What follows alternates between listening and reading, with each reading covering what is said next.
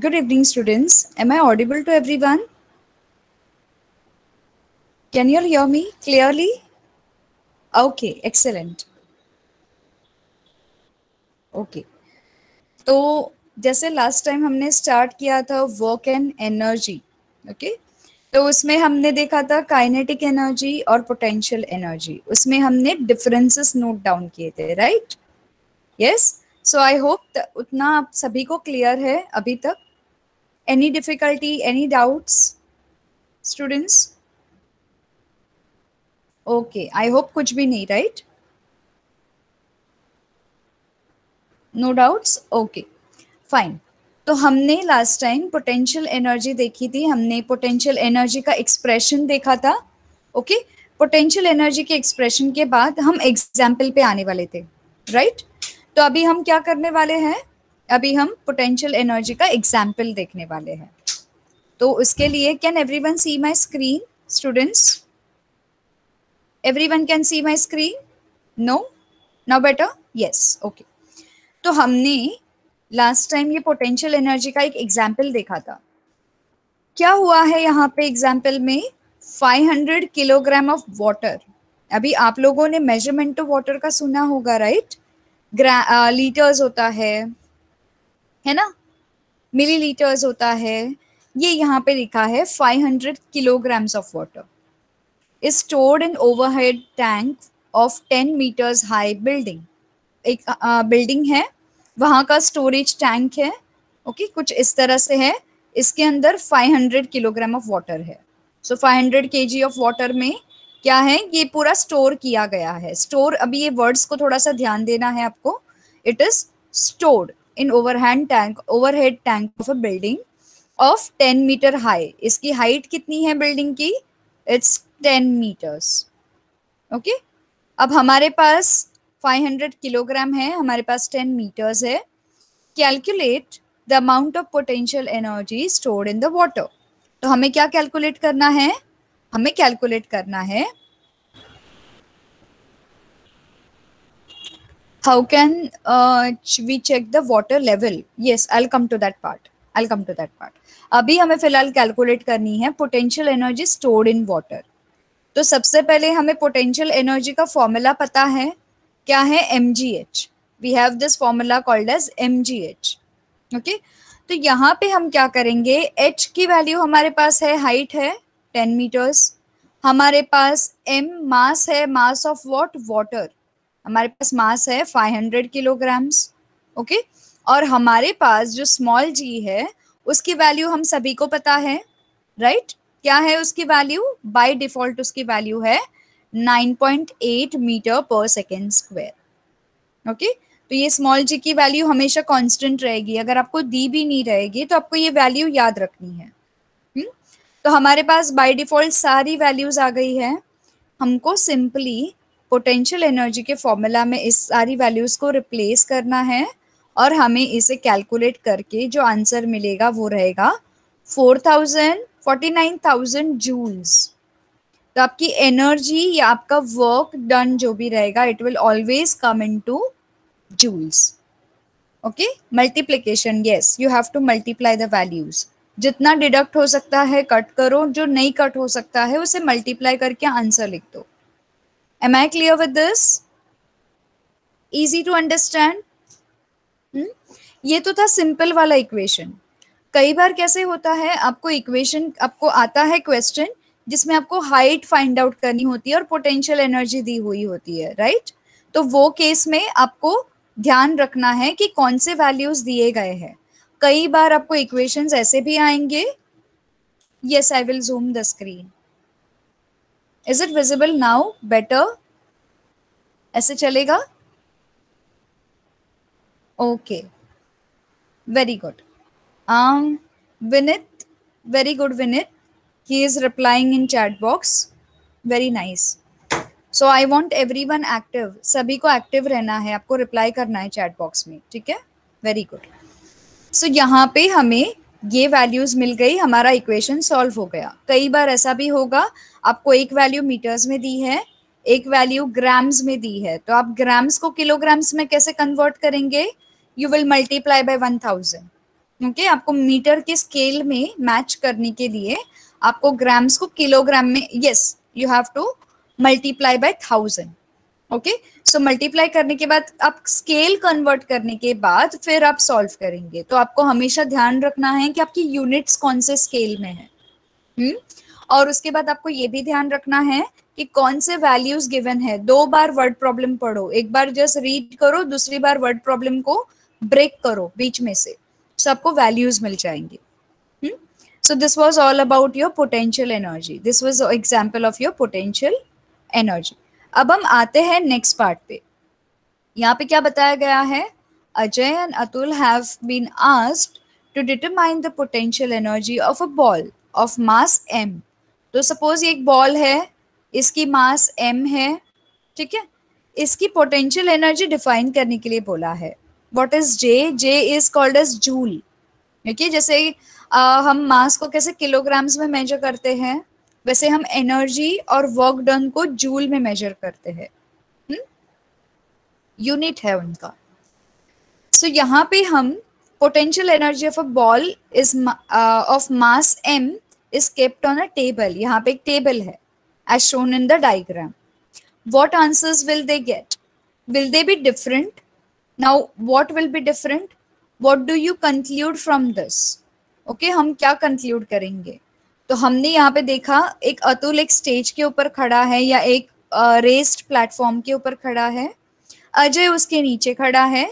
इसका मतलब ground level यहाँ से स्टार्ट होती है और बॉल अतुल से भी ऊपर हाइट में है। सो ऐसे देखने जाए ग्राउंड से अतुल की हाइट बन गई h1, राइट। ओके उसके बाद हम अगर उसे कंसिडर करें, अगर sorry I am sorry just wait a minute, I just erase this. हाँ, तो अगर हम कंसिडर करें ग्राउंड लेवल से अजय की हाइट यहाँ पे बन गई first height. Suppose Ajay ground से एक प्लेटफॉर्म ऊपर है, तो हम इसे सपोज अज्यूम करेंगे h1। उसके बाद अतुल की हाइट बन गई इधर अजय की हाइट से थोड़ी और ऊपर, तो हमने इसे कंसिडर किया सपोज h2। ओके और हमने यहाँ पे अतुल से भी ऊपर बॉल है, तो हमने इसे कंसिडर किया यहाँ पे h3, right. h1 h2 h3। Ground level से जो पहले आता है उसे हम h1 बोलेंगे। यहाँ पे थोड़ा सा डिफरेंट दिया है, that's okay, you can adjust the values as per your choice, ठीक है। लेकिन आपको नंबर्स में गड़बड़ नहीं करनी है, h1 की वैल्यू h1 को ही कोइंसाइड होनी चाहिए, ठीक है। सो हमने यहाँ पे h1 हाइट है अजय की, h2 हाइट है हमारे अतुल जी की, और h3 हाइट है बॉल जहाँ पे प्लेस्ड है उसकी। तो इससे क्या पता चलता है, potential energy is relative. How it is relative? Yes, h means height. The heights of the ball with respect to Ajay and Atul are different. Okay? Relative कैसे है? अगर हम इसका रिलेशन अतुल जी के साथ और अजय जी के साथ करने जाए तो इसकी height will be different to Atul ji की हाइट और अतुल जी की height will be different to Ajay ji की height. Do you agree with me students? Everyone agrees with me? Right or wrong? Correct? Yes, very good.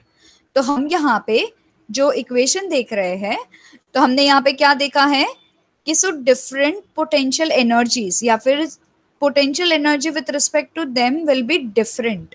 तो हर एक की पोटेंशियल एनर्जी उनकी different रहेगी क्योंकि वो अलग अलग लेवल पे प्लेस्ड है। सो बेसिकली अगर बात करने जाए potential energy okay is respected और is relative to the height of the object. सभी को समझा? ओके कुठली पण पोटेंशियल एनर्जी असेल त्याचा रिस्पेक्ट कुठे जाणार, हाईट बरोबर जाणार। जेवढ्या हाईट वरती ती प्लेस्ड असणार तेवढी एनर्जी त्याच्यामध्ये स्टोर्ड असणार। Okay for example ground level पासून अजयची हाईट इथपर्यंत आहे किंवा इथपर्यंत आहे, तर ह्याची एनर्जी पोटेंशियल स्टोर्ड असेल ती या हाईट प्रमाणे असेल। अतुलची जर हाईट इथपर्यंत आहे त्याची उंची, तर या ह्याच्या उंचीप्रमाणे जी पोटेंशियल एनर्जी स्टोर्ड असेल ती अतुल प्रमाणे असेल।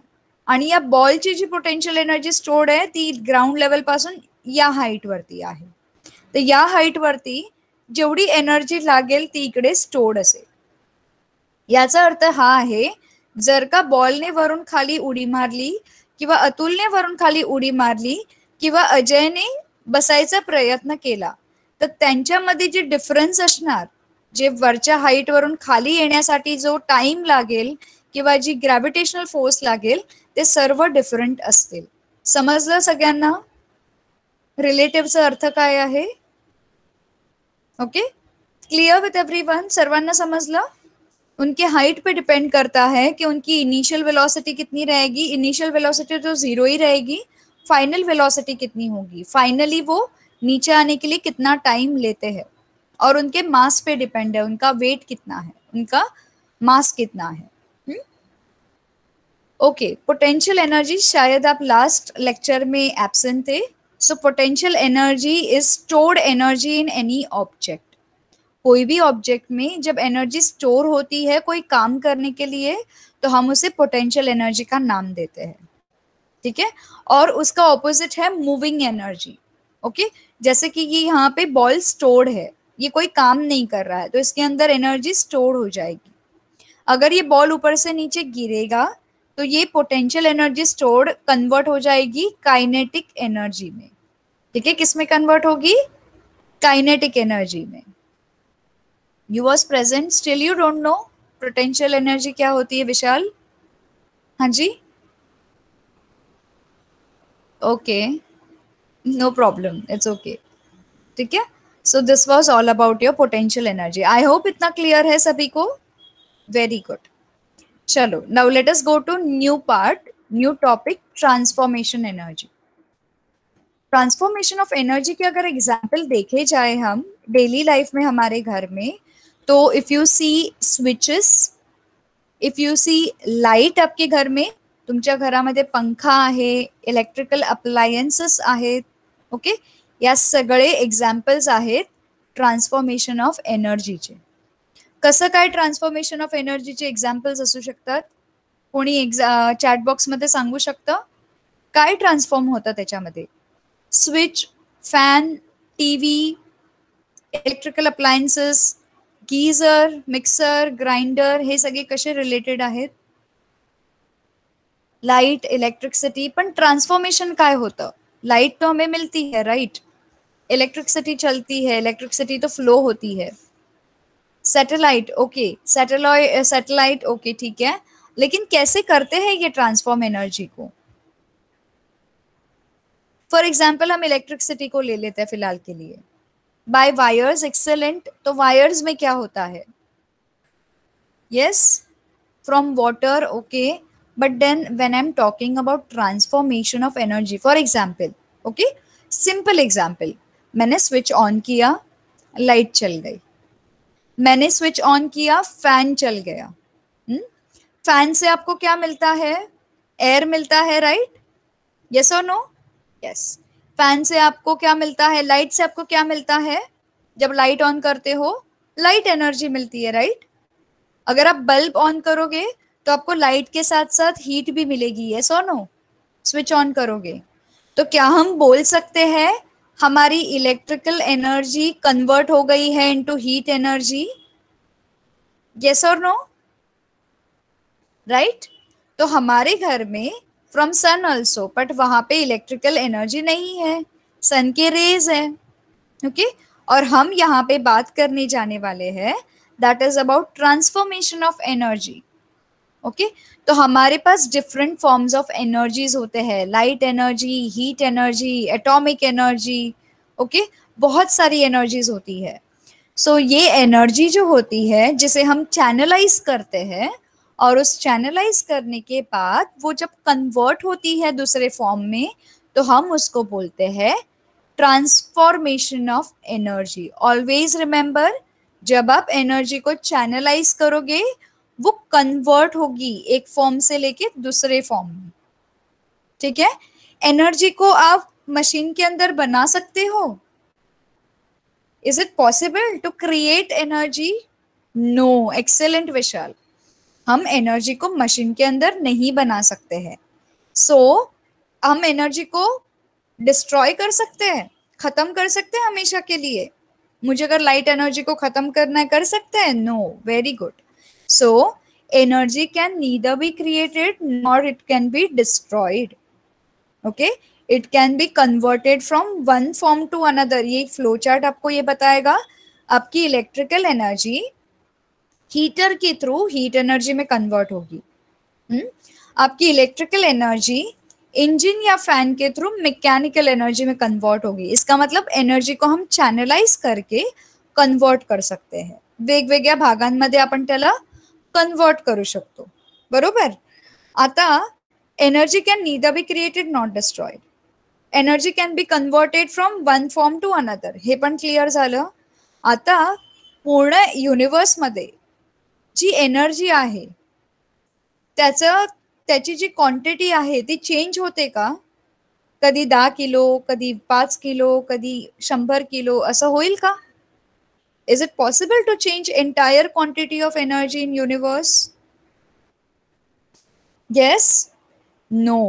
Is it possible? Vishal, how it is possible? No, right? क्या आप एनर्जी यूनिवर्स की एनर्जी को चेंज करोगे? Take for example light energy, heat energy, sound energy, आपकी जो न्यूक्लियर एनर्जी से आप चेंज कर सकते हो? नहीं कर सकते। So total amount of energy in entire universe will remain constant. सिर्फ वो अपने फॉर्म्स चेंज करेगी, बाकी अमाउंट ऑफ एनर्जी जो यूनिवर्स में है वो है, उसे आप चेंज नहीं कर सकते हो कभी भी। इतना समझा सभी को? ये 3 लॉज समझे एनर्जी कंजर्वेशन के। Energy can neither created not destroyed, it can be converted from one form to another, and total amount of energy in entire universe will remain constant. Okay, everyone quickly write down this 3 laws of energy in a chat box. Everyone quickly, you have 1 minute, fast। तीनों laws आप लिखो। Okay, एक एक करके नहीं भेजना है, तीनों साथ में भेजने हैं। You have 1 minute, quickly.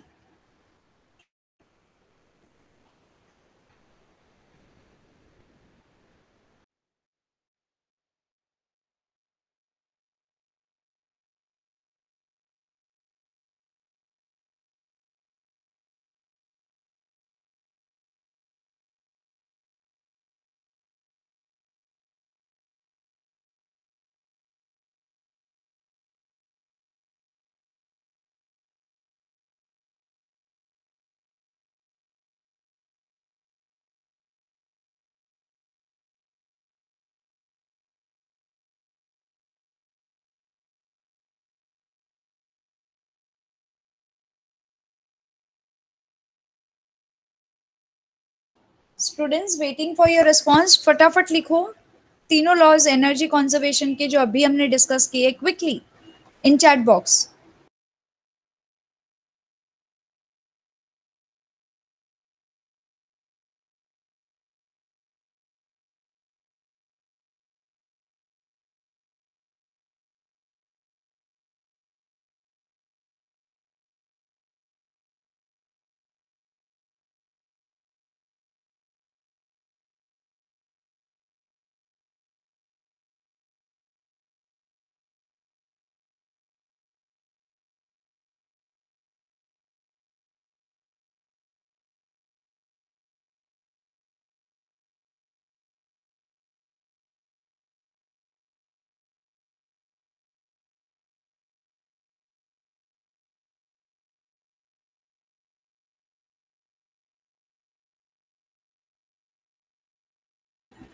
Students write down, nobody is writing, nobody knows। किसी को पता नहीं है एनर्जी कंजर्वेशन के लॉ। अभी जो डिस्कस किए तीनों पॉइंट्स लिखो इन chat box. This is not fair students.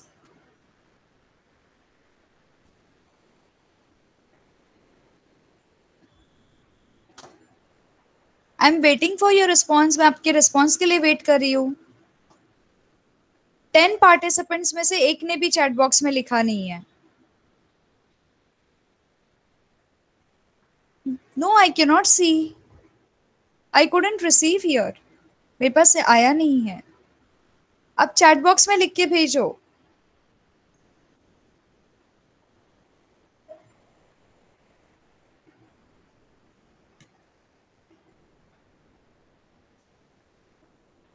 How many students have written? किस किसने लिखा है चैट बॉक्स में, क्योंकि मेरे पास रिस्पॉन्सेस आए नहीं है। Please yes, now I am getting. Vedant has only mentioned.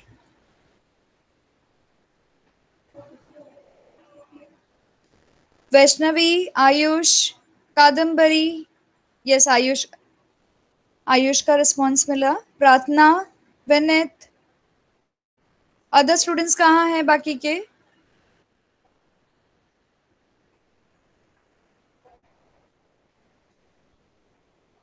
Late me see how many students are there. Vishal, Vineet, Vaishnavi, Prarthana, Kadambari, Ayush. Students start replying. Yes, very good Kadambari, very good. Vineet, अभी हमने डिस्कस किया था, आप यस यस भी लिख रहे थे। Now you don't no Vineet, आपने यस यस भी लिखा था ना? नो प्रॉब्लम, अभी लिख दो। Law of conservation of energy. So I'm getting response from Vedant, Ayush, Kadambari.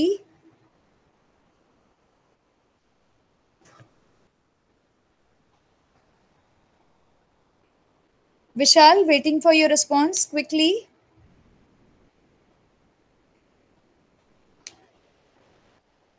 Okay, so let us come back to our chapter.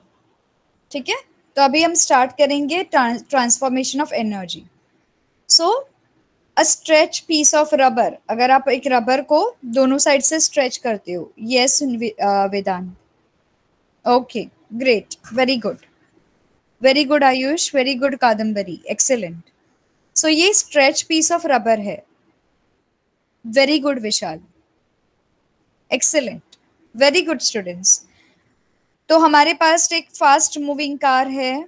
The whistling of cooker due to steam, the crackers exploded in Diwali, a fan running on electricity, drawing out pieces of iron from garbage using magnet, breaking of glass window pane because of loud noise. Vinit, very good Vinit, excellent, very good. Okay, so ये सारी जो examples है, ये examples है transformation of energy के। अभी हमने energy देखा transform from one type to another. तो हमारे पास क्या है, एक्सप्लोडिंग ऑफ क्रैकर्स, जो एक्सप्लोड होते हैं फायर क्रैकर्स, उसमें क्या होता है, वो केमिकल एनर्जी जो उनके अंदर स्टोर होती है उसको कन्वर्ट करते हैं लाइट एनर्जी, साउंड एनर्जी और हीट एनर्जी के अंदर, राइट? आपके क्रैकर्स के अंदर केमिकल एनर्जी स्टोर होती है। तो ये जो केमिकल एनर्जी होती है, जब उसको हम फायर या लाइट से इग्नाइट करते हैं तो वो कन्वर्ट हो जाती है लाइट एनर्जी। एक तो लाइट मिलती है, you can see different different colours, you can see sound also coming out of crackers, sound भी आता है। और आप ये भी देख पाते हो कि हीट भी जनरेट होती है। अगर आप क्रैकर को बर्स्ट होने के बाद हल्का सा अगर टच करोगे गलती से भी तो आपको चटका लगेगा। Okay, that means light energy, sound energy और हीट एनर्जी जनरेट यहाँ पे ट्रांसफॉर्म हो जाती है फ्रॉम केमिकल एनर्जी। ठीक है, सो वैसे ही हमारे पास डेली लाइफ में कुछ एग्जाम्पल्स है। अगर आप ये फ्लो चार्ट देख पा रहे हो, यहाँ पे ये एग्जाम्पल्स क्लियरली मेंशन किए हैं। यहाँ पे मेंशन किया है आपका इलेक्ट्रिकल एनर्जी है, तो ये इलेक्ट्रिकल एनर्जी हीटर के थ्रू हीट एनर्जी में कन्वर्ट होती है। ओके, अगेन ये हीट एनर्जी थर्मोकपल के साथ इलेक्ट्रिकल एनर्जी में कन्वर्ट हो जाती है। ओके, सो फर्स्ट स्टेज में हीटर के थ्रू हीट एनर्जी में कन्वर्ट होती है और ये हीट एनर्जी जो है वो थर्मोकपल के साथ इलेक्ट्रिकल एनर्जी में कन्वर्ट हो जाती है। उसके बाद we have mechanical energy. Electrical energy आपकी फैन के थ्रू, जब आप स्विच ऑन करते हो फैन का इंजन मूव होता है अंदर, मोटर मूव होने की वजह से फैन जो है मैकेनिकल एनर्जी में कन्वर्ट होके हमको हवा मिलती है। ओके, जो फैन की हवा मिलती है that is through mechanical energy. और मैकेनिकल एनर्जी को अगर जनरेटर में डाला जाए तो वो दोबारा से इलेक्ट्रिकल एनर्जी में कन्वर्ट हो जाता है। ओके जैसे कि आप इलेक्ट्रिसिटी जाती है तो आप जनरेटर यूज करते हो। ओके तो वो इलेक्ट्रिकल एनर्जी प्रोड्यूस करके अप्लायंसेस को इग्नाइट कर देता है, राइट, अप्लायंसेस को चला देता है। तो आपका जो मैकेनिकल एनर्जी है वो जनरेटर के थ्रू, मतलब मैकेनिकल एनर्जी कैसे होती है, उसके अंदर इंजन होता है, मोटर होती है, तो मोटर को हम कुछ फोर्स देते हैं इंटरनली और वो जनरेट हो जाती है इलेक्ट्रिकल एनर्जी। सो वैसे ही हमारे पास कुछ एग्जांपल्स है, जैसे कि electrical energy will convert from electric lamp to light energy, और लाइट एनर्जी सोलर सेल और फोटो इलेक्ट्रिक सेल के थ्रू इलेक्ट्रिकल एनर्जी में कन्वर्ट हो जाएंगे। Again electrical energy will get converted to chemical energy through secondary cell, जो हमने cell structure पढ़ा है प्रीवियस स्टैंडर्ड में, उसके थ्रू, और ये प्राइमरी सेल से वापस इलेक्ट्रिकल एनर्जी में कन्वर्ट हो जाएगी। इलेक्ट्रिकल एनर्जी लाउड स्पीकर के थ्रू साउंड एनर्जी प्रोवाइड करती है। साउंड एनर्जी जब भी, जैसे हम माइक्रोफोन से अभी बात कर रहे हैं जूम कॉल पे या फिर गूगल मीट पे, तो हम इलेक्ट्रिकल एनर्जी को लाउड स्पीकर के थ्रू साउंड एनर्जी में कन्वर्ट करते हैं। आपको मेरी साउंड आ रही है, और यही साउंड एनर्जी जो होती है माइक्रोफोन के थ्रू इलेक्ट्रिकल एनर्जी में कन्वर्ट हो जाती है। करेक्ट? आई होप ये फ्लो चार्ट सभी को समझ में आ गया, easy to understand. Okay, so observing the above diagram and discuss how transformation of energy takes place, giving example of each. ठीक है, तो आप इसके कुछ एग्जाम्पल्स लिख सकते हो। ओके राइट एनी 2 एग्जाम्पल्स, आप इसमें से कोई भी प्रोसेस को सिलेक्ट करके 2 एग्जाम्पल लिख सकते हैं। This is your homework. अभी हम आते हैं law of conservation of energy, जो अभी हमने थोड़ी देर पहले डिस्कस किया था, जो आपने चैट बॉक्स में डाला था। तो वो है energy can neither be created not destroyed, पहला law. It can be converted from one form to another form, दूसरा law. This total amount of energy in universe will remain constant, तीसरा law. Okay ये तीनों laws आपको by heart होने चाहिए।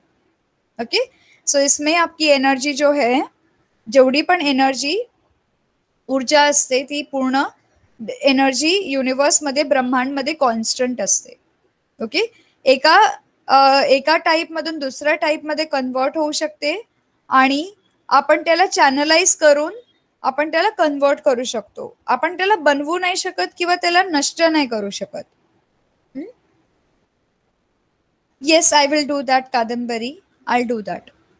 Okay ठीक है, अभी यहाँ पे एक एक्सपेरिमेंट है हमारे पास। एक्सपेरिमेंट क्या बोलता है, वी हैव एक्सपेरिमेंट, उसके बाद हम सीधा हमारे पीपीटी पे जाएंगे। ठीक है, हमारे पास 2 पेंडुलम्स है यहाँ पे। ओके यहाँ पे नट, नट मतलब आप सभी को पता है, नट मतलब कीला होता है। ओके स्क्रू या कीला बोल दीजिए उसे, थ्रेड से बांधा हुआ है, ऊपर भी एक थ्रेड है।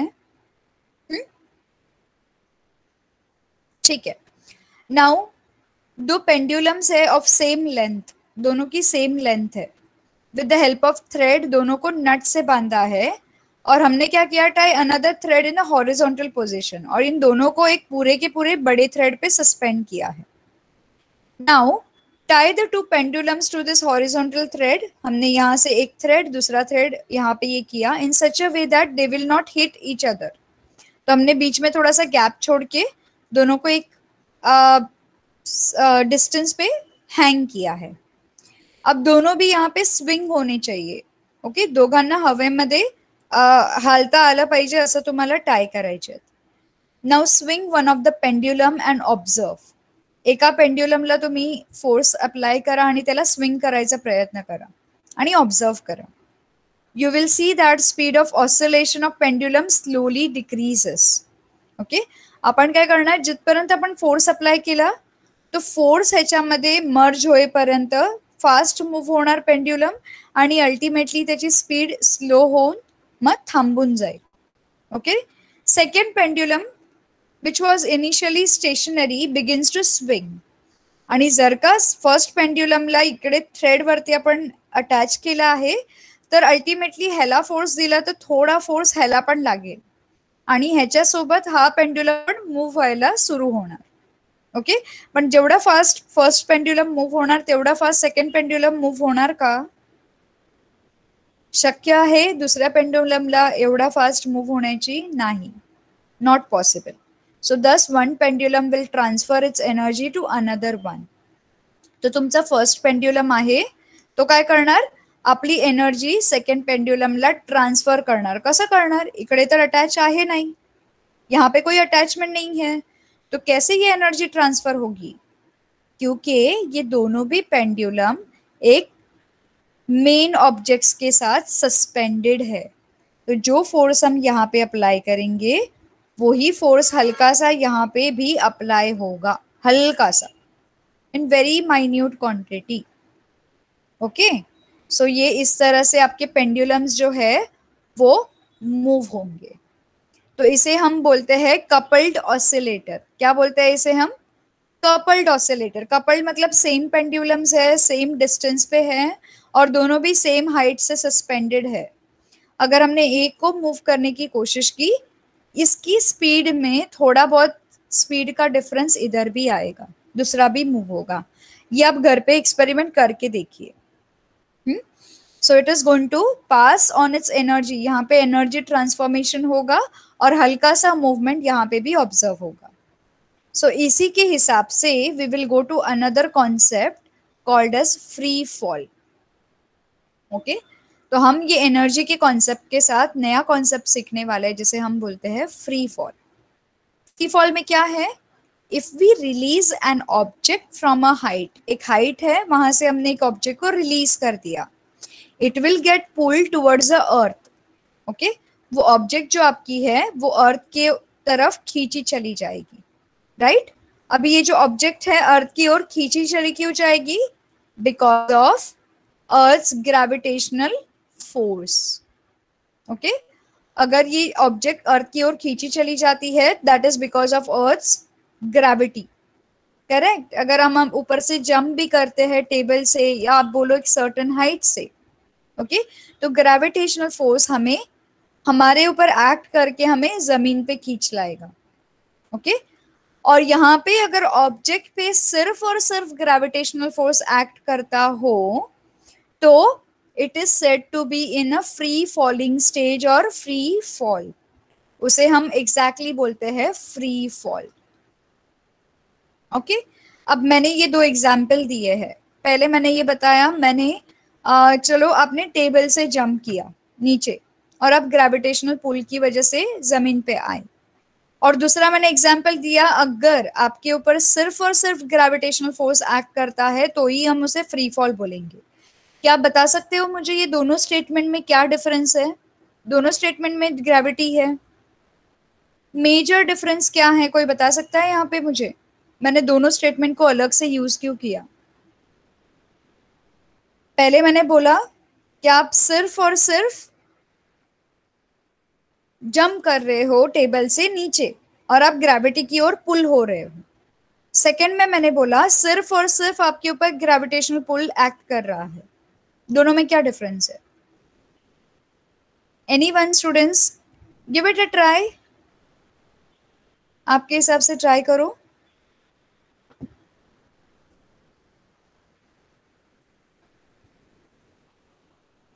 अट्रैक्शन. ओके. पर दोनों भी तरफ अट्रैक्शन है. Okay, I will repeat the question. मैंने यहाँ पे दो एग्जाम्पल दिए. Okay, listen carefully. पहले एग्जाम्पल में मैंने कहा कि आप एक सर्टेन हाइट पे खड़े हो. सपोज आप टेबल पे खड़े हो, आपने टेबल से जंप करी है.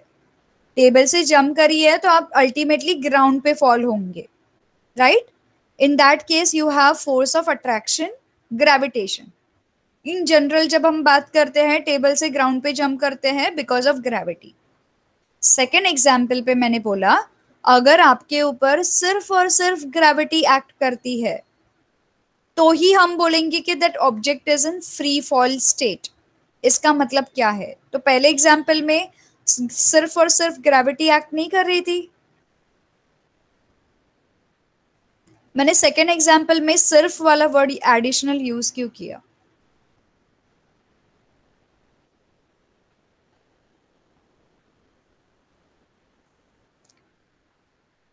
No one? Okay, all right. So coming to back to your example, ये मेरा फर्स्ट एग्जाम्पल। आप टेबल पे खड़े हो, आपने यहां से जंप लगाई है, ओके okay? और यहां से जंप करके आप अल्टीमेटली ग्राउंड लेवल पे आ गए। ये था मेरा फर्स्ट एग्जाम्पल। आपने यहाँ पे जंप लगा के आप ग्राउंड लेवल पे आ गए। सेकेंड एग्जाम्पल पे मैंने कहा आपके ऊपर सिर्फ और सिर्फ ग्रेविटी एक्ट कर रही है। ओके, तो आपके ऊपर सिर्फ और सिर्फ ग्रेविटी एक्ट कर रही है। इसमें ये डिफरेंस है, अगर आप जंप करते हो टेबल से लेके ग्राउंड तक, तो आपके ऊपर एयर की फोर्स भी होती है। Air is present near you, right? आपके आजू बाजू में अलग अलग एयर कंपोनेंट्स प्रेजेंट होते हैं। Okay, it can be oxygen, nitrogen, sulphur, okay, then you can say any components of air, carbon dioxide.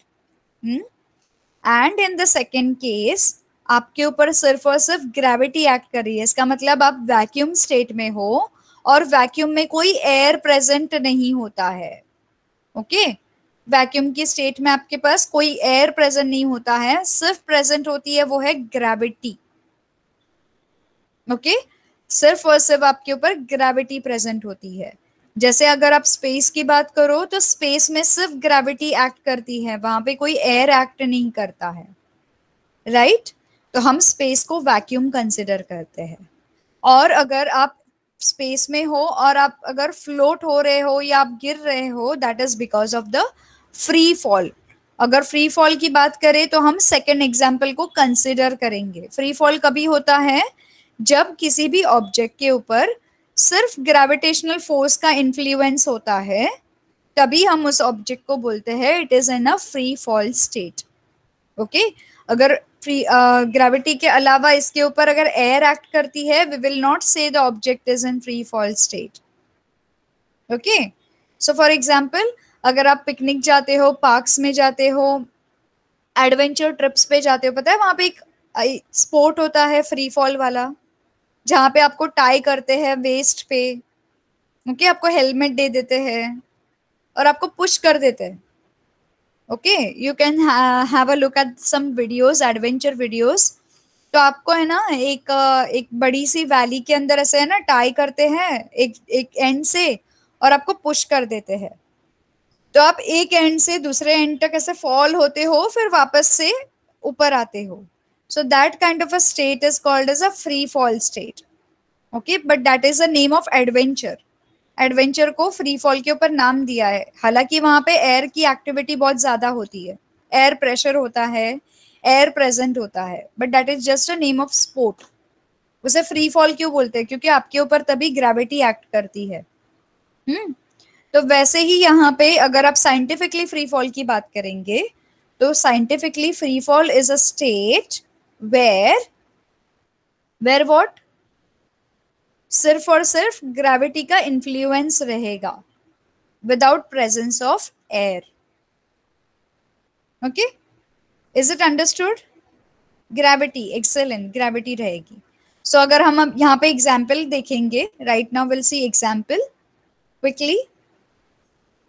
Late us look at the kinetic and potential energy of mass m। तो हमारे पास एक मास m का object है जिसमें kinetic और potential energy को compare करेंगे। हाउ वी केम अप, मतलब what do you want to ask Vineet? How we came up? You can type from the valley. Okay, I mean that valley is this दो डोंगर के बीच में जो space होती है उसे हम वैलीज बोलते हैं, राइट? ये जो स्पोर्ट होता है ये एक एंड में आपको यहाँ पे ना हैंग कर देते हैं, एक इलास्टिक रोप रहता है बड़ा वाला। ओके, यहाँ पे आपको हैंग कर देते हैं, अच्छे से आपको वेस्ट पे बांध देते हैं, हेलमेट वगैरह दे देते हैं, यहाँ से आपको पुश करते हैं। जब ये पुश करते हैं you will be on your own. Okay, और ये रोप जो होता है यहाँ पे अटैच, वो इलास्टिक होता है। ओके, एक सर्टन पुश के बाद, एक सर्टन फोर्स के बाद ये आपको वापस से पुल करेगा, या फिर नीचे कोई ना कोई है ना पर्सन रहेगा आपको रिसीव करने के लिए। तब तक आप उसमें फ्री फॉल के स्टेट में रहेंगे जब तक वो फोर्स एक्ट करेगा। यस, और a machine is there to pull you up. So इस स्पोर्ट को हम फ्री फॉल बोलते हैं। ओके, कभी कभी ये रोप को हमें चेक करना है जब ये एडवेंचर टूर पे जाओ, always keep a check on the ropes and safety measures. ठीक है, so let us come to another example. We have a object of mass m falling freely from height h when object is at different heights. ठीक है, for example ये distance है, c is a ground level, एक b level है और एक a level है। यहाँ पे हमारे पास एक ऑब्जेक्ट है जिसका मास m है, ये टोटल हाइट h है इसकी। ओके, अब यहाँ पे हमारे पास एक सर्टेन हाइट है, पूरी हाइट है h, तो हमारे पास C टू B की हाइट अगर मेजर करें तो H में से सपोज X माइनस करो, ये X हाइट है, तो हम पूरी हाइट में से X को माइनस करेंगे। ओके, और यहाँ पे हम उसको X रखेंगे। तो अगर हमको एक हाइट को अगर हमने X का नाम दिया है तो दूसरी हाइट जो रहेगी H माइनस X रहेगी, क्योंकि इतना माइनस करेंगे तो बैलेंस वाली हाइट हमें मिल जाएगी। हाँ, so we have here, as shown in the figure, point A is a height h from the ground level. So this is entire height from the ground level. Point B at distance of x centimeters. यहाँ पे x है vertically below A.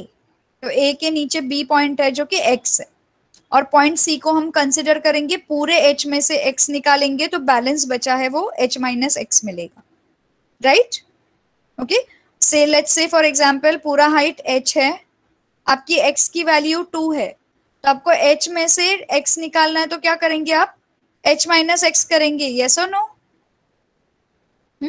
वैसे 4 minus 2 करेंगे, so you will get balance as a 2, right, जो आपकी ये वाली height रहेगी। यस, बस वैसे ही हमने कैलकुलेट किया है, सिर्फ वर्ड्स में कैलकुलेट किया है, हमने कोई नंबर्स नहीं यूज किए यहाँ पे।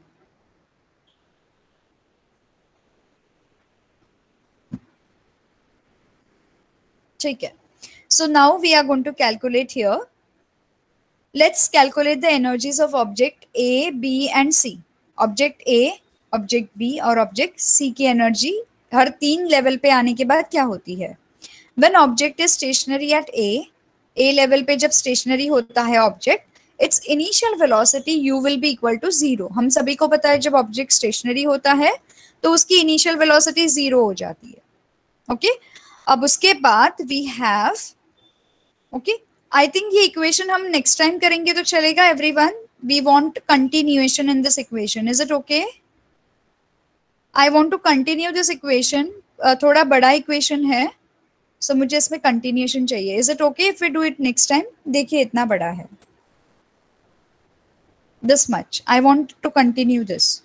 Okay, so right now we will go to our slide. यहाँ पे hang on, yeah, we'll go here. ठीक है, हम क्विकली थोड़ा सा इवेल्युएट कर लेते हैं चीज़ों को and then we can wind up session, because अगर मैं इक्वेशन कराऊंगी वो डिसकंटिन्यू हो जाएगा, फिर नेक्स्ट क्लास में आपको समझ नहीं आएगा। So that entire equation will do in one go. ठीक है, नाउ वी हैव, हमने आज ये पढ़ा वर्क एंड एनर्जी में, we have studied about energy. Okay, किसी जिनको स्क्रीनशॉट लेना है आप स्क्रीनशॉट ले सकते हैं, अगर आपको चाहिए तो इसको मैं कॉपी करके चैट बॉक्स में पेस्ट कर देती हूँ, just a minute. Okay, so you can take quiz on this, और ये क्विज लेके आप गूगल क्लासरूम में पेस्ट कर सकते हैं। ठीक है, so where is chat box?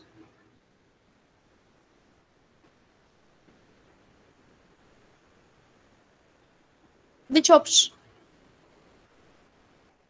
I can post it in Google Classroom. Yes, I can.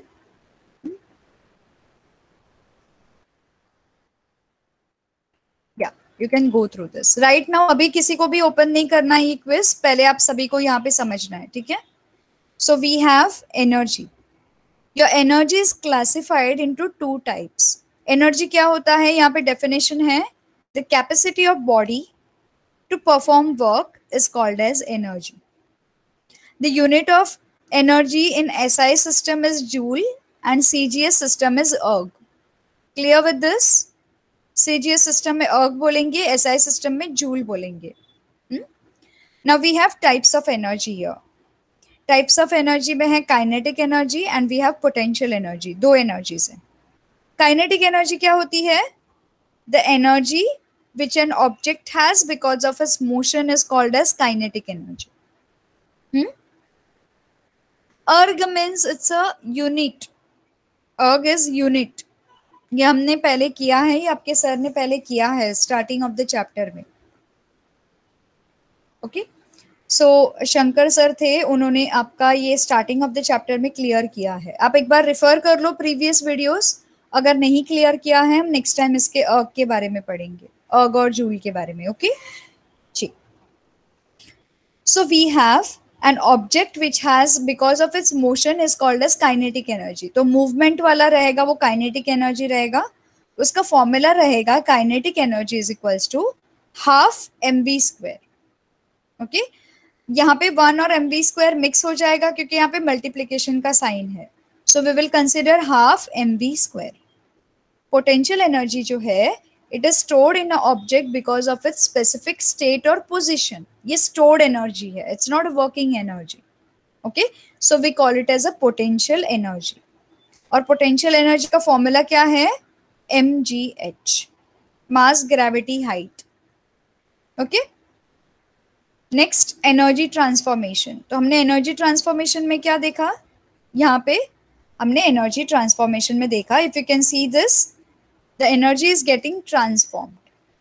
Okay, एक एनर्जी है वो एक लेवल से दूसरे लेवल में ट्रांसफॉर्म हो रही है और हमें यहाँ पे अलग अलग फॉर्म्स ऑफ एनर्जी मिल रहे हैं. So energy can be transform from one type to another. For example, exploding fire crackers convert chemical energy stored in them to the light energy. Okay, sound and heat energy. So हमने यहाँ पे diagram में देखा था कि किस तरह से एनर्जी अलग अलग भागों में चैनलाइज होती है. Now we will go to another part. यहाँ पे एनर्जी कंजर्वेशन का ये वीडियो है, आपको उस लिंक में दिया गया है, आप ये वीडियो देख लीजिए. ठीक है, हम यहाँ पे डायरेक्टली जाते हैं. Which of the following doesn't belong to the law of conservation of energy. तो यहाँ पे हम कौन सा वाला है? Total amount of energy in universe remains constant. Universe produces new energy. Energy can neither be created not destroyed. It can be converted from one form to another. तो ये 1, 2, 3 और 4 ऑप्शन में से विच वन इज इनअप्रोप्रिएट? कौन सा option है जो correct नहीं है? Everyone put down your answers in chat box quickly. Very good, let us try 2. Everyone is giving me constant answer 2. ठीक है, हम इसे चेक करते हैं. Excellent. So you have already understood the laws of conservation of energy, right? Very good. We'll go to another part. Energy can be transformed from one type to another. True or false? Energy can be transformed from one form to another. True or false? True. Let us try true. Excellent. Very good. Okay. Then we have energy stored in an object because of its motion is called as potential energy. True or false? पहले आप statement अच्छे से देखो. Statement में लिखा है energy stored. Okay, energy stored in an object because of its movement is called as potential energy. True और false?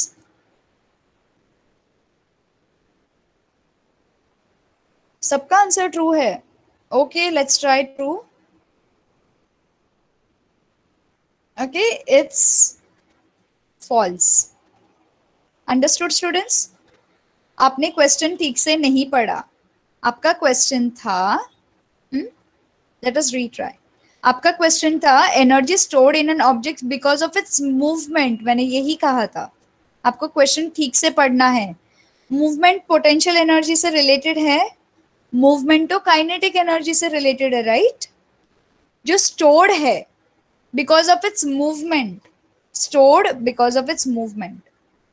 Okay, सिर्फ स्टोर्ड होता तो हम पोटेंशियल एनर्जी लिखते. अगर मूवमेंट आया है तो it's a kinetic energy. Now choose the correct statement about energy. The SI system is Pascal. The unit of SI system of energy is Joule. The unit of SI system of energy is Newton. Which one? Everyone two? Two, everyone are agreeing with two? ठीक है, हम to पे click करते हैं. Excellent, very good. So you have understood the SI system of energy. ठीक है, अब free fall पे आते हैं. हमने ये देखा है कि फ्री फॉल कभी होती है जब उसके ऊपर एक्सक्लूसिवली ग्रेविटी एक्ट करती है, तब हम उसे साइंटिफिकली बोल सकते हैं कि it's in a free fall state. Okay, तो हम अभी आगे जाएंगे. So we have here differentiation. अब जब हम पावर के बारे में पढ़ेंगे तो आपको ये समझ आएगी. पावर अभी तक हमने स्टार्ट नहीं किया है. Okay, so we will leave this part for power. जब हम पावर करेंगे तो ये वाले पार्ट पे हम इवैल्यूएट करेंगे. ठीक है, so right now we will stop here. Is it okay with everyone? And then we will recapitulate work, energy और पावर. तीनों को भी हम रिकैपिटुलेट कर लेंगे अच्छे से. ठीक है, so we will understand what is difference between work, energy and power once we go through everything. Power जब हम करेंगे तो हम इसको पूरा फाइनलाइज कर देंगे. यहाँ पे किसी को कोई डाउट है students? Anything you wish to ask me? किसी को कुछ भी पूछना है? No doubt, clear everyone? इसकी लिंक मैंने आपके साथ शेयर कर ली है. ठीक है, तो नेक्स्ट टाइम हम ये इक्वेशंस करेंगे. Okay, please do not exit the classroom without my permission.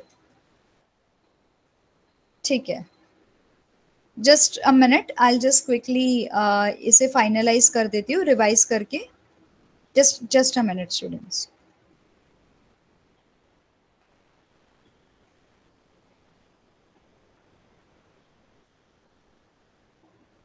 Okay, यहाँ पे मैं आपको एक सम देती हूँ. क्विकली आप मुझे आंसर्स बताइए कैलकुलेट करके. आपके पास यहाँ पे ये सेम रहेगा. मास समझ लीजिए आपकी 10 है. ठीक है, आपका यहाँ पे ग्रेविटी सेम है. Instead of height, okay, instead of height, just a minute.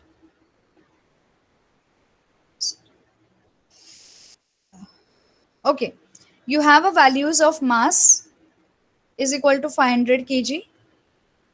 ठीक है, you have height आपको फाइंड आउट करनी है, क्वेश्चन मार्क.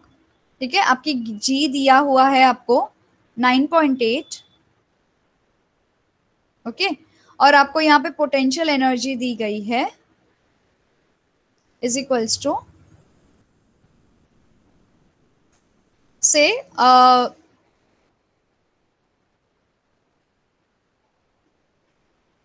50,000 जूल्स. ठीक है, आप हाइट कैसे फाइंड आउट करेंगे? Try to calculate this. क्या वैल्यू आती है quickly? You can take help of your calculator, mobile calculator. सिर्फ मुझे समझना है is it possible for you to find और नॉट. ओके, आपको ये फॉर्मूला अप्लाई करना है. P is equal to mgh. ये अप्लाई करके देखो. आपके पास इस बार पोटेंशियल एनर्जी की वैल्यू है, आपके पास ग्रेविटी की वैल्यू है, और आपके पास मास है. 5,000 इज सॉरी इट्स 50,000 जूल्स. जी, okay, quickly find out before winding up the class. ये वाला करके बताइए जल्दी जल्दी. What will be the answer? Everyone put in chat box.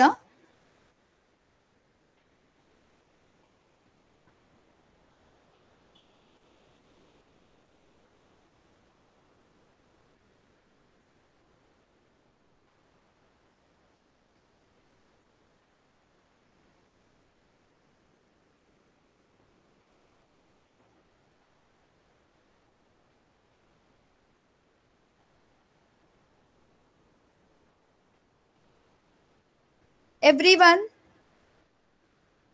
विशाल, इतना बड़ा आंसर कैसे आया? विनीत गॉट 510. यस, हमने क्या किया यहाँ पे? 50,000 को एक तरफ ले लिया. ठीक है, इज इक्वल्स टू मास है 10, ग्रेविटी है 9.8.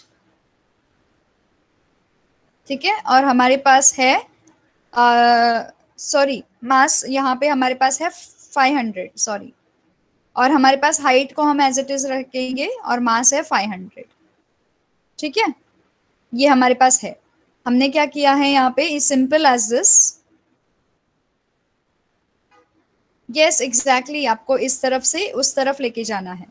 तो आप यहाँ पे क्या करोगे, 550,000 के नीचे 500 को डिवाइड करोगे, right, in is equals to h into 9.8। 9.8 को वहां पे मत भेजो फिलहाल, let it be here only. ठीक है, यहाँ पे जीरोस कट होते हैं, जीरोस कट होते हैं, जीरोस कट होते हैं, जीरो कट होते हैं, 5 1 जा 5,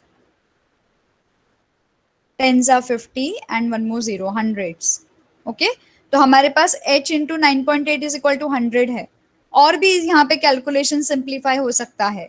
कैसे होगा, हमारे पास यहाँ पे 100 मिला है हमें, विच इज इक्वल्स टू 98/10, है ना, इज इंटू h। हमने पॉइंट रिमूव कर दिया यहाँ पे 10 आ गया। ओके, तो ये यहाँ पे क्रॉस मल्टीप्लाई होगा, 100 into 10 will become 1000, right, yes और नो, और ये 9.8 नीचे जाएगा, correct, and then you have to divide this.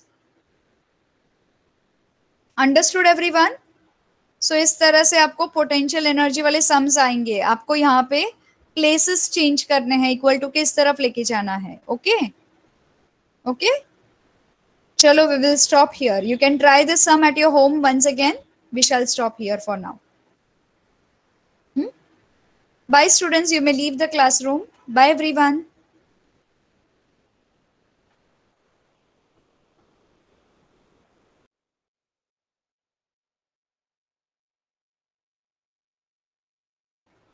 You too have a nice day. Bye.